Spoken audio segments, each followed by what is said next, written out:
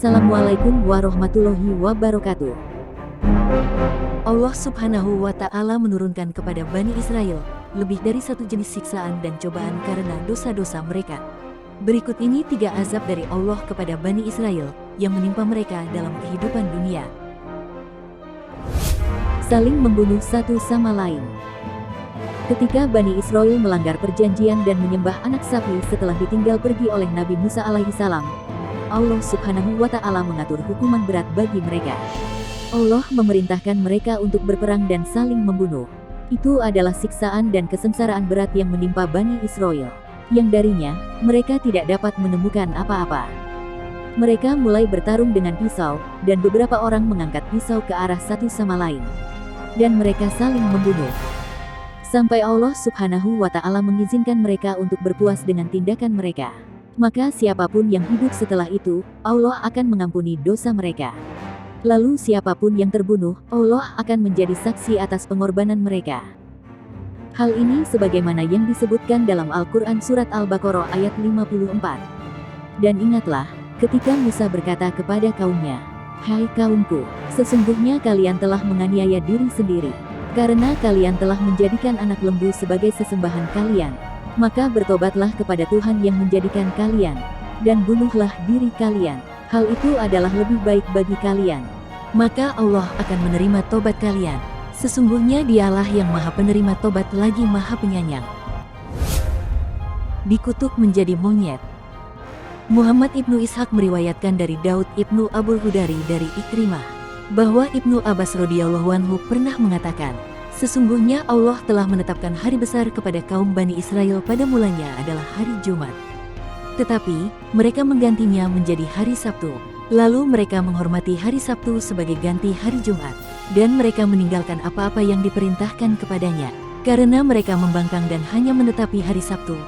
Maka Allah menguji mereka dengan hari Sabtu itu, dan diharamkan atas mereka banyak hal yang telah dihalalkan bagi mereka pada hari selain hari Sabtu.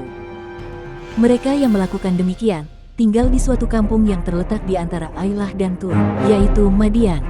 Maka Allah mengharamkan mereka melakukan perburuan ikan di hari Sabtu, juga mengharamkan memakannya di hari itu. Tersebutlah apabila hari Sabtu tiba, maka ikan-ikan datang kepada mereka terapung-apung di dekat pantai mereka berada.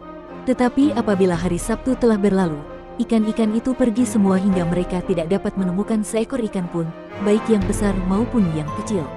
Singkatnya, bila hari Sabtu tiba, ikan-ikan itu muncul begitu banyak secara misterius. Tetapi bila hari Sabtu berlalu, ikan-ikan itu lenyap tak berbekas. Mereka tetap dalam keadaan demikian dalam waktu yang cukup lama. Memendam rasa ingin memakan ikan. Kemudian ada seseorang dari kalangan mereka sengaja menangkap ikan dengan sembunyi-sembunyi di hari Sabtu. Lalu ia mengikat ikan tersebut dengan benang, kemudian melepaskannya ke laut. Sebelum itu, ia mengikat benang itu ke suatu pasak yang ia buat di tepi laut, lalu ia pergi meninggalkannya. Keesokan harinya ia datang ke tempat itu, lalu mengambil ikan tersebut dengan alasan bahwa ia tidak mengambilnya di hari Sabtu. Selanjutnya ia pergi membawa ikan tangkapannya itu, kemudian memakannya. Pada hari Sabtu berikutnya, ia melakukan hal yang sama. Ternyata, penduduk kampung mencium bau ikan itu, dan mereka berkata, "Demi Allah, kami mencium bau ikan." Kemudian mereka menemukan orang yang melakukan hal tersebut, lalu mereka mengikuti jejak lelaki itu. Mereka melakukan hal tersebut dengan sembunyi-sembunyi dalam waktu yang cukup lama. Allah sengaja tidak menyegerakan siksaannya terhadap mereka, sebelum mereka melakukan perburuan ikan secara terang-terangan dan menjualnya di pasar-pasar. Segolongan orang dari kalangan mereka yang tidak ikut berburu berkata, "Celakalah kalian ini, bertakwalah kepada Allah." Golongan ini melarang apa yang diperbuat oleh kaumnya itu.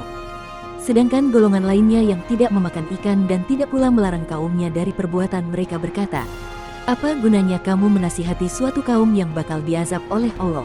Allah akan mengazab mereka dengan azab yang keras." Mereka yang memberi peringatan kepada kaumnya menjawab, "Sebagai permintaan maaf kepada Tuhan kalian, kami tidak menyukai perbuatan mereka.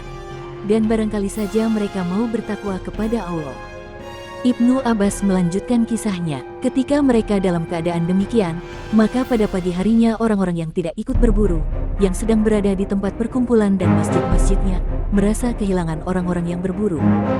Kemudian sebagian dari kalangan mereka berkata kepada sebagian yang lain, Orang-orang yang suka berburu di hari Sabtu sedang sibuk. Mari kita lihat apakah yang sedang mereka lakukan." Lalu mereka berangkat untuk melihat keadaan orang-orang yang berburu. Ternyata mereka menjumpai rumah-rumah mereka dalam keadaan terkunci. Rupanya mereka memasuki rumahnya masing-masing di malam hari, lalu menguncinya dari dalam, seperti halnya orang yang mengurung diri. Ternyata pada pagi harinya mereka menjadi monyet di dalam rumahnya masing-masing, dan sesungguhnya orang-orang yang melihat keadaan mereka mengenali seseorang yang kini telah berubah bentuk menjadi monyet. Para wanitanya menjadi monyet betina, dan anak-anaknya menjadi monyet kecil. Ibnu Abbas mengatakan, seandainya Allah tidak menyelamatkan orang-orang yang melarang mereka berbuat kejahatan itu, niscaya semuanya dibinasakan oleh Allah. Hal ini sebagaimana firman Allah, "Dan sesungguhnya telah kalian ketahui orang-orang yang melanggar di antara kalian pada hari Sabtu, lalu kami berfirman kepada mereka, jadilah kalian kera-kera yang hina. Maka kami jadikan yang demikian itu peringatan bagi orang-orang di masa itu dan bagi mereka yang datang kemudian, serta menjadi pelajaran bagi orang-orang yang bertakwa." Al-Baqarah ayat 65-66. Saling memusuhi sampai hari kiamat. Allah Subhanahu wa Ta'ala menceritakan perihal orang-orang Yahudi. Semoga laknat Allah menimpa mereka secara berturut-turut sampai hari kiamat. Bahwa melalui lisannya, mereka mengatakan bahwa Allah itu kikir. Mereka pun menyifatinya miskin, sedangkan mereka sendiri kaya. Mereka ungkapkan sifat kikir ini melalui ucapan mereka yang disitir oleh firman-Nya. Tangan atau kekuasaan Allah terbelenggu, tergenggam alias kikir. Al-Maidah ayat 64. Karena ucapannya itu, maka Allah jadikan hati mereka tidak akan bersatu. Bahkan permusuhan selalu terjadi di kalangan sekte-sekte mereka. Sebagian dari mereka memusuhi sebagian yang lain selama-lamanya.